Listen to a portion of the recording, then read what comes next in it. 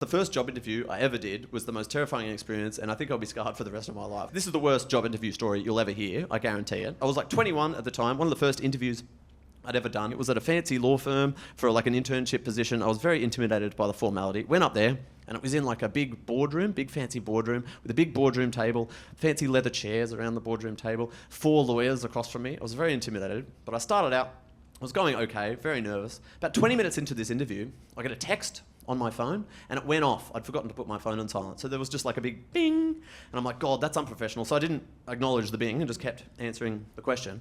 But then I realized my settings on my iPhone at the time meant that if I didn't check it in the next 2 minutes, it was going to go off again. And then again and again every 2 minutes. And in my mind, I can't acknowledge that because I ignored the first bing. And so if I acknowledge that now, they're going to know that I ignored the bing and that I can't be trusted. So I'm like, okay, I've got 90 seconds to surreptitiously get the phone out and put it on silent under the table without them noticing. So I tried to get it out and I put it on silent, and then I didn't want to move my shoulder more to like put it back in my pocket. So I thought I'll just put it on the chair behind me, and at the end of the interview, I'll be like, oh, my phone fell out of my pocket. Like, that's not unprofessional for your phone to fall out of your pocket.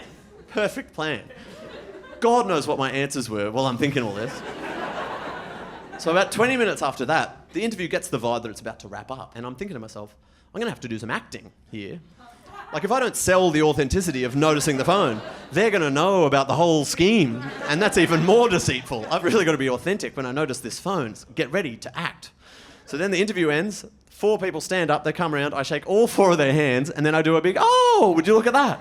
But as I'm like, oh, would you look at that? I look down at this leather chair, and there's a puddle of sweat in the shape of my ass. There's even a gap where my ass crack was. The phone was up to the side, you could barely see it. It was the same colour as the chair. So from their perspective, I've just been like, ta-da! What do you think about that, fellas? What do you think the next candidate's going to think sitting in that? Does that affect my chances at all? They're all looking like, why? Why would he point that out? I then looked down and I'm like, oh my God. I grabbed the phone. I don't think they ever saw the phone. Then felt so awkward, didn't know what to do, went back in for a second handshake. They're like, no, we don't want to touch you, sweaty boy. I thought they were waving.